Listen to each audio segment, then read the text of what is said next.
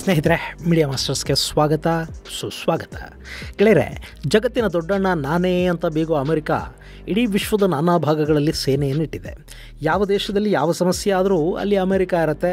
ಒಂದು ಸಮಸ್ಯೆಯ ಹಿಂದೆ ಅಮೆರಿಕ ಇರುತ್ತೆ, ಅಥವಾ ಅದನ್ನು ಸರಿಪಡಿಸುವ ನೆಪದಲ್ಲಿ ಅಮೆರಿಕ ಅಲ್ಲಿ ಮಧ್ಯಪ್ರವೇಶವನ್ನು ಮಾಡುತ್ತೆ. ಯಾವ ದೇಶದ ಮೇಲೆ ಯಾವ ಕ್ಷಣದಲ್ಲಿ ಬೇಕಾದರೂ ದಾಳಿ ಮಾಡೋ ಶಕ್ತಿ ತನಗಿದೆ ಅನ್ನೋದನ್ನು ಪದೇ ಪದೇ ತೋರಿಸ್ಕೊಳ್ತಾ ಇರುತ್ತೆ ಅಮೆರಿಕ. ಆಫ್ಘನಿಸ್ತಾನದಲ್ಲಿ ಕೂತ ಭಯೋತ್ಪಾದಕರನ್ನು ಅವರ ಮನೆಗೆ ಮಿಸೈಲ್ ನುಗ್ಗಿಸಿ ಕೊಲೆ ಮಾಡುತ್ತೆ. ಇರಾನಿನ ಸೇನಾ ನಾಯಕನನ್ನು ಸಾವಿರಾರು ಕಿಲೋಮೀಟರ್ ದೂರದಿಂದಲೇ ಡ್ರೋನ್ ಬಳಸಿ ಕೊಲ್ಲಿಸುತ್ತೆ. ಅಮೆರಿಕ ಮಾಡೋದಕ್ಕೆ ಸಾಧ್ಯವಾಗದ್ದು ಇವತ್ತು ಜಗತ್ತಲ್ಲಿ ಏನಿದೆ ಹೇಳಿ? ಅಮೆರಿಕ ಅಂದರೆ ಸೂಪರ್ ಪವರು. ಅಂಥ ದೇಶವನ್ನು ಕೂಡ ಈಗ ಒಂದು ದಾಳಿಯ ಆತಂಕ ಭಯಾನಕವಾಗಿ ಕಾಡೋದಕ್ಕೆ ಶುರು ಮಾಡಿದೆ. ಹೇಗಾದರೂ ಮಾಡಿ ಆ ದಾಳಿಯನ್ನು ತಡಿಲೇಬೇಕು ಅಂತ ಅಮೆರಿಕ ಅಲ್ಲಿ ಕೋಟ್ಯಂತರ ಡಾಲರ್ ಖರ್ಚು ಮಾಡೋದಕ್ಕೆ ಮುಂದಾಗ್ತಾ ಇದೆ. ಅಲ್ಲಿ ಆ ದಾಳಿ ಏನಾದರೂ ನಡೆದು ಬಿಟ್ರೆ ಚೇತರಿಸಿಕೊಳ್ಳೋದಕ್ಕೆ ಕೂಡ ದೊಡ್ಡಣ್ಣನಿಗೆ ಇನ್ನೊಂದಷ್ಟು 100 ವರ್ಷಗಳು ಬೇಕಾಗಬಹುದು. ಆ ದಾಳಿ ಅಲ್ಲಿನ ಜನಜೀವನವನ್ನು ಅಸ್ತವ್ಯಸ್ತ ಮಾಡಿಬಿಡುತ್ತೆ, ಅಲ್ಲಿನ ಕೃಷಿಯನ್ನು ನಾಶ ಮಾಡುತ್ತೆ. ಹೀಗಾಗಿ ಅಮೆರಿಕ ಆ ಬಗ್ಗೆ ಸಿಕ್ಕಾಪಟ್ಟೆ ತಲೆ ಕೆಡಿಸ್ಕೊಂಡು ಕೂತಿದೆ. ಹಾಗಂತ ಇದು ಯಾವುದೋ ಭಯೋತ್ಪಾದಕರ ದಾಳಿನೋ ಅಥವಾ ಅಮೆರಿಕಾದಿಂದ ಸಮಸ್ಯೆಗೀಡಾಗಿರೋ ಯಾವುದೋ ದೇಶ ದಾಳಿಗೆ ಮಾಡಿಕೊಳ್ತಾ ಇರೋ ಸಿದ್ಧತೆಯೂ ಅಲ್ಲ. ಬದಲಾಗಿ ಅಮೆರಿಕಾದ ಮೇಲೆ ದಾಳಿಗೆ ಸಜ್ಜಾಗ್ತಾ ಇರೋದು ಕೆನಡಾದಲ್ಲಿನ ಹಂದಿಗಳ ಸೈನ್ಯ.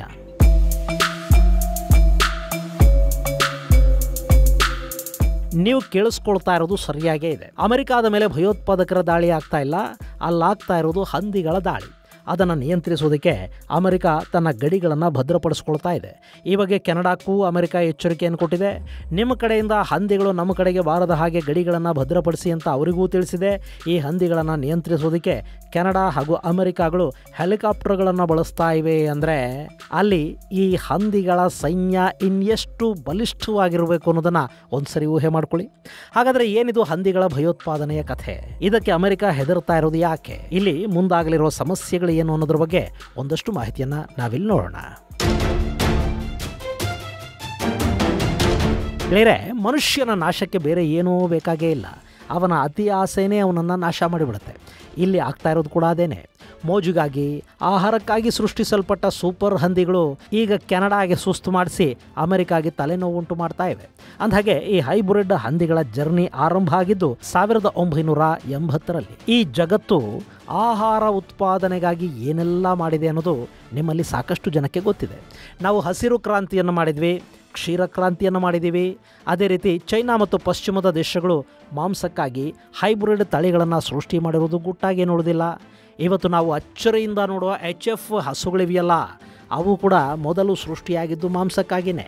ಆ ಬಳಿಕ ಅವುಗಳನ್ನು ಹಾಲಿನ ಉತ್ಪಾದನೆಗೆ ಬಳಸಿಕೊಳ್ಳಲಾಗ್ತಾ ಇದೆ.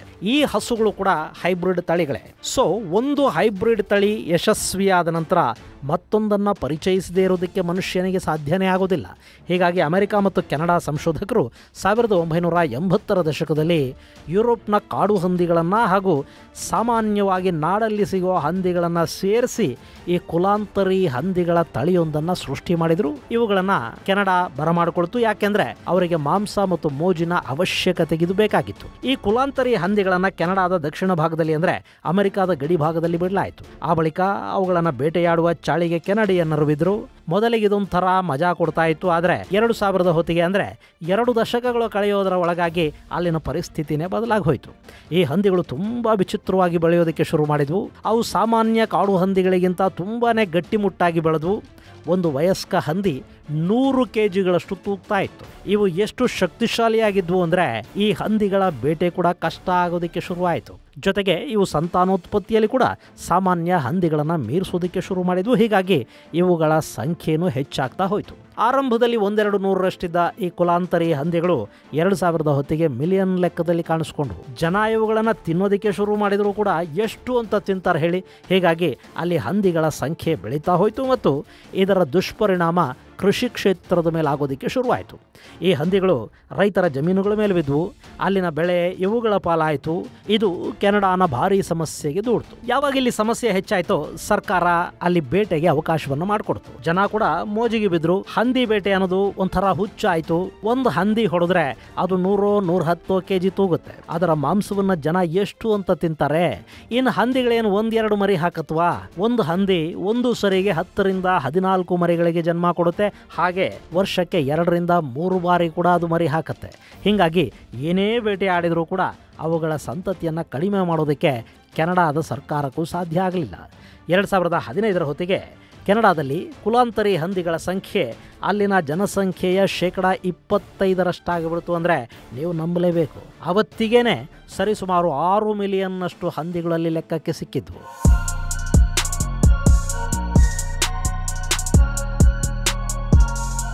ಗೆಳೆಯರೆ, ಈ ಕುಲಾಂತರಿ ಹಂದಿಗಳ ತಳಿಯನ್ನು ಕೆನಡಾಗೆ ತರುವಾಗ ಇಂಥದ್ದೊಂದು ಅನಾಹುತ ಆಗಬಹುದು ಅಂತ ಅಲ್ಲಿನ ಸಂಶೋಧಕರು ಯೋಚನೆ ಕೂಡ ಮಾಡಿರಲಿಲ್ಲ. ಕೆನಡಾದ ಹವಾಮಾನ ವೈಪರೀತ್ಯಕ್ಕೆ ಅವು ಒಗ್ಗಿಕೊಳ್ಳೋದಿಲ್ಲ. ಹೀಗಾಗಿ ಅವುಗಳಲ್ಲಿ ರೀಪ್ರೊಡಕ್ಟಿವಿಟಿ ಅನ್ನೋದು ಕಡಿಮೆ ಆಗುತ್ತೆ. ಯುರೋಪಲ್ಲಿದ್ದ ಹಾಗೆ ಅವು ಕೆನಡಾದಲ್ಲಿರೋದಕ್ಕೆ ಸಾಧ್ಯನೇ ಇಲ್ಲ ಅನ್ನೋ ಹುಂಬ ಧೈರ್ಯದಲ್ಲಿ ಈ ಕುಲಾಂತರಿಗಳನ್ನು ಕೆನಡಾಗೆ ಬಿಟ್ಟುಕೊಳ್ಳಾಯಿತು. ಆದರೆ ಅಲ್ಲಿ ಲೆಕ್ಕಾಚಾರಗಳು ತಲೆ ಕೆಳಗಾದವು. ಹಂದಿಗಳಲ್ಲಿನ ಎಕ್ಸ್ಟ್ರೀಮ್ ವೆದರ್ಗೆ ಹೊಂದ್ಕೊಳ್ಳೋದಕ್ಕೆ ಶುರುವಾದವು. ಇವತ್ತು ಈ ಹಂದಿಗಳನ್ನು -ಡಿಗ್ರಿ ಉಷ್ಣಾಂಶ ಇರೋ ಜಾಗಕ್ಕೆ ತಗೊಂಡು ಹೋಗಿ ಬಿಟ್ಟರೂ ಕೂಡ ಅವಲ್ಲಿ ಬದುಕೋ ಶಕ್ತಿಯನ್ನು ಬೆಳೆಸ್ಕೊಂಡು ಬಿಟ್ಟಿವೆ. ಅಷ್ಟರ ಮಟ್ಟಿಗೆ ಅವು ಹವಾಮಾನಕ್ಕೆ ಒಗ್ಗಿಕೊಂಡಿವೆ. ಈ ವಿಚಿತ್ರ ಲಕ್ಷಣದ ಕಾರಣದಿಂದಲೇ ಇವುಗಳನ್ನು ಫೆರಲ್ ಸೂಪರ್ ಪಿಗ್ಸ್ ಅಂತ ಕರೆಯಲಾಗುತ್ತೆ.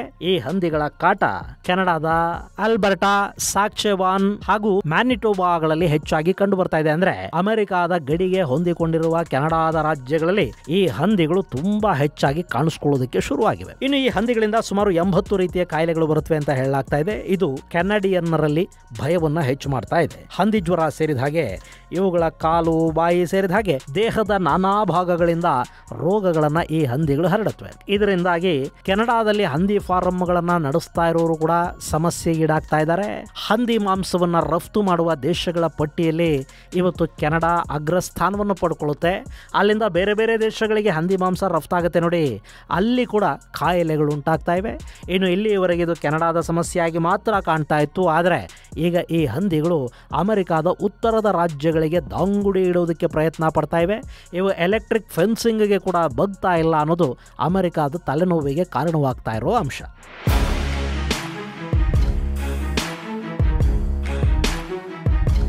ಗೆಳೆಯರೆ, ಅಮೆರಿಕಾದಲ್ಲೇನು ಹಂದಿಗಳೇ ಇಲ್ವಾ ಅಂತ ಅಂದ್ಕೊಳ್ಳೋದಕ್ಕೆ ಹೋಗಬೇಡಿ. ಅಮೆರಿಕಾದ ದಕ್ಷಿಣ ರಾಜ್ಯಗಳಲ್ಲಿ ಅಂದ್ರೆ ಉಷ್ಣಾಂಶ ಸ್ವಲ್ಪ ಮಟ್ಟಿಗೆ ಹೆಚ್ಚಿರುವ ರಾಜ್ಯಗಳಲ್ಲಿ ಹಂದಿಗಳು ಕಾಣಿಸ್ಕೊಳ್ಳುತ್ತವೆ. ಅಲ್ಲಿ ಕಾಣಸಿಗುವ ಹಂದಿಗಳು 1980 ಹೊತ್ತಿಗೆ ಕೇವಲ 18 ರಾಜ್ಯಗಳಲ್ಲಿ ಮಾತ್ರ ಇದ್ವು. ಆದರೆ ಈಗ ಅವು ಕೂಡ 35 ರಾಜ್ಯಗಳಿಗೆ ಹರಡಿಕೊಂಡಿವೆ. ಇಷ್ಟಾದರೂ ಅಮೆರಿಕಾದ ಉತ್ತರ ರಾಜ್ಯಗಳಲ್ಲಿನ ಕೋಲ್ಡ್ ವೆದರ್ಗೆ ಹಂದಿಗಳು ಒಗ್ಗಿಕೊಂಡಿರಲಿಲ್ಲ. ಹೀಗಾಗಿ ಆ ರಾಜ್ಯಗಳಲ್ಲಿ ಸಮಸ್ಯೆ ಇರಲಿಲ್ಲ. ಆದರೆ ಈಗ ಕೆನಡಾದಿಂದ ಹಂದಿಗಳು ಬರೋದಕ್ಕೆ ಶುರುವಾದರೆ ಅವು ಅಮೆರಿಕಾದ ಉತ್ತರ ಭಾಗದಲ್ಲಿ ಸಮಸ್ಯೆಗಳನ್ನು ಸೃಷ್ಟಿ ಮಾಡುವ ಸಾಧ್ಯತೆ ಇರುತ್ತೆ. ಈಗಾಗಲೇ ಎಕ್ಸ್ಟ್ರೀಮ್ ಕೋಲ್ಡ್ ವೆದರ್ಗೆ ಒಗ್ಗಿಕೊಂಡಿರುವ ಈ ಕುಲಾಂತರಿ ಹಂದಿಗಳು ಅಮೆರಿಕಾದ ರಾಜ್ಯಗಳಿಗೆ ಕೂಡ ವಿಸ್ತರಿಸಿಕೊಳ್ಳುವ ಎಲ್ಲ ಸಾಧ್ಯತೆಗಳು ಇವೆ. ಈ ಹಂದಿಗಳೊಮ್ಮೆ ಅಮೆರಿಕಕ್ಕೆ ಬಂದರೆ ಅಲ್ಲಿನ ಕೃಷಿ ಕ್ಷೇತ್ರದ ಮೇಲೆ ಇದರ ದುಷ್ಪರಿಣಾಮ ಉಂಟಾಗುತ್ತೆ. ಅಲ್ಲಿನ ರೈತರು ತೀವ್ರ ನಷ್ಟಕ್ಕೆ ಗುರಿಯಾಗಬೇಕಾಗತ್ತೆ. ಈಗಾಗಲೇ ಸಿಕ್ಕದ್ದನ್ನೆಲ್ಲ ತಿಂದು ಮುಗಿಸ್ತಾ ಇರೋ ಹಂದಿಗಳು ಅಮೆರಿಕಾದಲ್ಲೂ ಕೂಡ ಇದೇ ಹಾವಳಿಯನ್ನು ಮುಂದುವರಿಸುತ್ತವೆ. ಹೀಗಾಗಿ ಅಮೆರಿಕ ಇವು ತಮ್ಮ ದೇಶದ ಗಡಿಯನ್ನು ದಾಟದಂತೆ ಎಚ್ಚರಿಕೆಯ ಕ್ರಮವನ್ನು ಕೈಗೊಳ್ತಾ ಇದೆ. ಅದಕ್ಕಾಗಿ ಕೋಟ್ಯಂತರ ಡಾಲರ್ಗಳನ್ನು ಖರ್ಚು ಮಾಡ್ತಾ ಇದೆ. ಇಷ್ಟಾದರೂ ಈ ಹಂದಿಗಳ ಕಾಟ ಮಾತ್ರ ಅಲ್ಲಿ ತಪ್ತಾ ಇಲ್ಲ. ಇನ್ನು ಅಮೆರಿಕನ್ನರಿಗೆ ಹಂದಿಗಳು ಎಷ್ಟರ ಮಟ್ಟಿಗೆ ಭಯ ಹುಟ್ಟಿಸಿವೆ ಅಂದರೆ, ಕೆಲವು ತಿಂಗಳುಗಳ ಹಿಂದೆ ಹಂದಿಯೊಂದು ಗುದ್ದಿದ ಪರಿಣಾಮ ಅಮೆರಿಕಾದ ಮಹಿಳೆಯೊಬ್ಬರು ಸಾವನ್ನಪ್ಪಿದ್ದಾರೆ. ಹೀಗಾಗಿ ಅಲ್ಲಿನ ಜನ ಹಂದಿಗಳನ್ನು ಕೊಲೆಗಾರ ಹಂದಿಗಳು ಅಂತ ಕರೆಯೋದಕ್ಕೆ ಶುರು ಮಾಡಿದ್ದಾರೆ. ಇಂಥ ಸಂದರ್ಭದಲ್ಲಿ ಅಮೆರಿಕಾದಲ್ಲಿರೋ ಹಂದಿಗಳಿಗಿಂತಲೂ ಹೆಚ್ಚು ಬಲಿಷ್ಠವಾದ ಹಂದಿಗಳು ಕೆನಡಾದಿಂದ ಅಲ್ಲಿಗೆ ಬಂದುಬಿಟ್ರೆ ಗತಿ ಏನು ಅನ್ನೋದು ಅಮೆರಿಕಾದ ಜನರಲ್ಲಿ ಆತಂಕವನ್ನು ಉಂಟು ಮಾಡ್ತಾ ಇದೆ. ಇದಲ್ಲದೆ ಕೆನಡಾದಿಂದ ಬರೋ ಹಂದಿಗಳು ರೋಗಗಳನ್ನು ಕೂಡ ಹೊತ್ತು ತರುತ್ತವೆ. ಅದು ಇಲ್ಲಿನ ಪಶುಸಂಗೋಪನೆಯ ಮೇಲೆ ದುಷ್ಪರಿಣಾಮವನ್ನು ಬೀರುತ್ತೆ. ಹೀಗಾಗಿ ಸರ್ಕಾರ ಏನಾದರೂ ಮಾಡಿ ಈ ಹಂದಿಗಳು ಬರೋದನ್ನು ತಡಿಬೇಕು ಅಂತ ಪ್ರಯತ್ನವನ್ನು ಪಡ್ತಾ ಇದೆ. ಒಂದು ವೇಳೆ ಕೆನಡಾದ ಹಂದಿಗಳು ಅಮೆರಿಕಕ್ಕೆ ಲಗ್ಗೆ ಇಟ್ಟರೆ ಅವು ಪ್ರತಿ ವರ್ಷ ಅಲ್ಲಿ $2.5 ಬಿಲಿಯನ್ ನಷ್ಟವನ್ನು ಉಂಟು ಮಾಡುತ್ತವೆ ಅನ್ನೋ ಲೆಕ್ಕಾಚಾರ ಕೂಡ ಅಲ್ಲಿದೆ.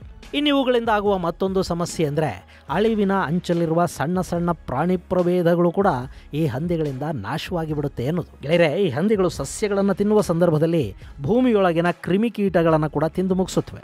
ಕೆಲವೊಮ್ಮೆ ಇವು ಆಮೆಗಳು ಮೊಟ್ಟೆ ಇಟ್ಟಿರುವ ಜಾಗಗಳನ್ನು ಗುರುತಿಸಿ ಆ ಮೊಟ್ಟೆಗಳನ್ನು ಕೂಡ ತಿಂದು ಹಾಕಿರೋ ಉದಾಹರಣೆಗಳಿವೆ. ಹೀಗಾಗಿನೇ ಈ ಹಂದಿಗಳು ತುಂಬ ಅಪಾಯಕಾರಿಯಾಗಿ ಬದಲಾಗ್ತಾ ಇರೋದನ್ನು ಗಮನಿಸಿರುವ ಅಮೆರಿಕ ಇವುಗಳನ್ನು ನಿಯಂತ್ರಿಸುವ ಕಡೆಗೆ ಗಮನ ಹರಿಸ್ತಾ ಇದೆ. ಒಟ್ಟಲ್ಲಿ ನಾನೇ ವಿಶ್ವದ ದೊಡ್ಡಣ್ಣ ಅಂತ ಮೆರೀತಿದ್ದ ಅಮೆರಿಕಾಗೆ ಈಗ ಹಂದಿಗಳ ಕಾಟ ಶುರುವಾಗಿದೆ. ಅದರಿಂದ ಅಮೆರಿಕ ಹೇಗೆ ಹೊರಬರುತ್ತೆ ಅನ್ನೋದನ್ನು ಕಾದು ನೋಡಬೇಕು.